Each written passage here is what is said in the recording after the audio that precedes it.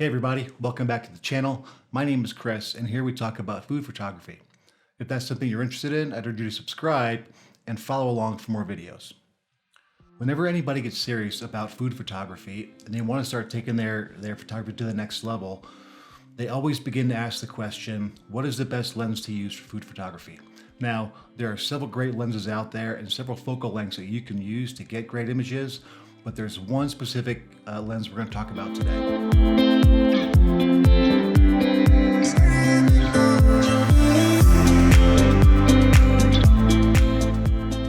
First, let me say Happy New Year. Hope the new year is treating you well and you guys had a great holiday season.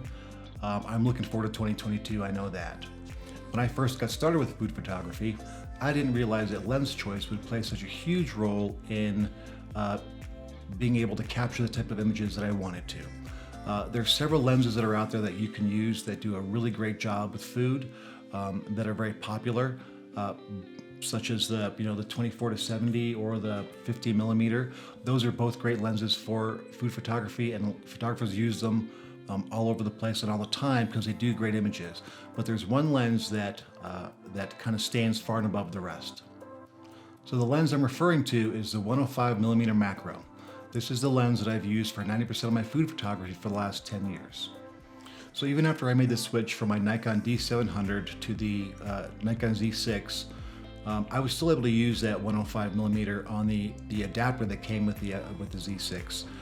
So it was an easy transition for me to make. Recently, I was able to get the 105, the Z mount, which just came out last year, and it's been on back order for a while. So I was very excited to get this and see what I could do with this one.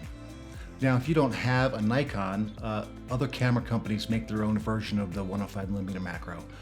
Canon has 100mm macro, which I hear is phenomenal. Sony makes a 90mm macro, which I've used in the past and is just a beautiful lens. And you can get some third-party lenses as well. Sigma makes a 105mm macro, and that was actually the first macro that I used. I think it was back in 2009. So what do all these lenses, these long focal macro lenses, have in common, and why are they so sought after for food photographers?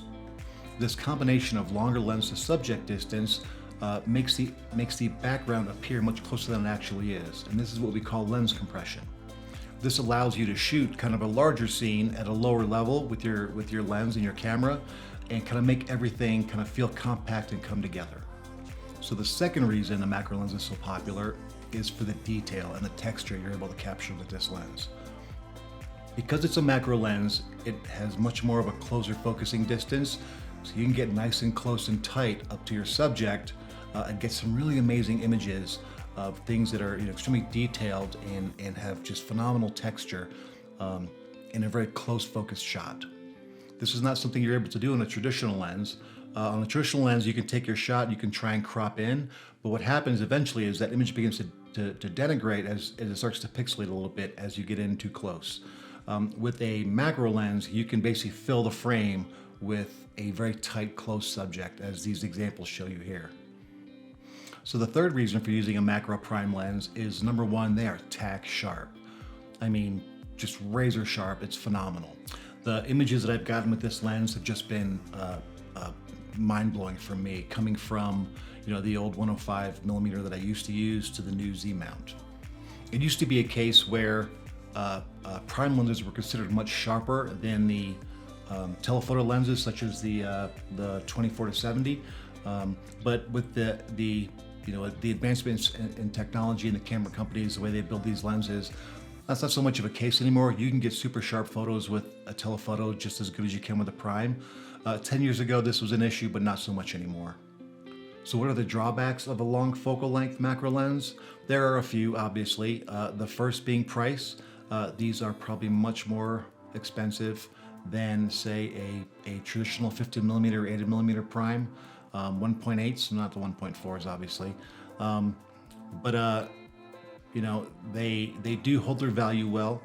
You can find them used. If you do want to buy a new one, I think this one from Nikon came in about $1,100. You can get the 105mm f mount from Nikon for about $800 brand new. You can find it for about $500 or $600 used. My recommendation would be to go used. I know Canon and Sony make their macro lenses new are in that $1,100 to $1,300 range. And then the Sigma, which is a third-party lens, you can get that brand new for about $600 or $700. The second drawback is weight. Now, for some of you, it may not matter so much.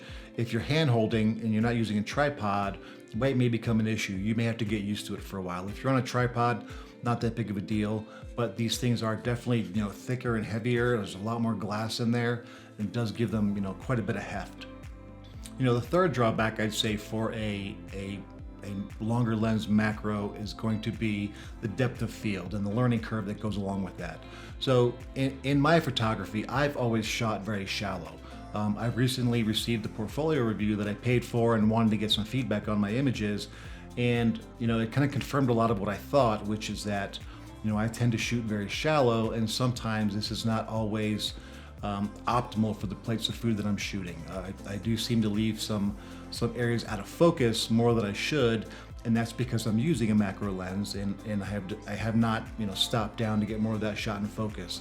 So like I would say, that the learning curve for using a macro lens and being able to manage the depth of field in your images, it does take a little bit of time if you're not quite used to it. The fourth drawback, and you could say this is also a plus or a minus, is distance. You do need to be farther away from your subject when you're using a longer lens macro. If you're trying to get traditional shots, if you're doing macro work, then you'll be up close, obviously. But if you're doing traditional shots with the macro, you will be much farther away. And if you've got a small space, that can be a bit of a challenge sometimes. Is this lens for everybody? It definitely is not. But there is a reason that food photographers do love this lens quite so much, like we talked about.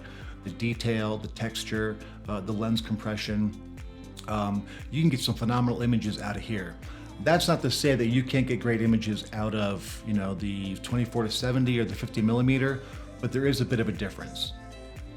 I hope this answered any questions you had about what I think and what most people think is the best lens for food photography. There are other great lenses, like we talked about, the 50 millimeter and the 24-70, and we will do videos of those down the road. So if you're interested, please subscribe, hit the notification bell. And if you like the video, please give me a thumbs up and hit the like button. That means that I'm providing you guys with content that you seem to be interested in. And I hope you guys have a great day and a great week, and bye for now.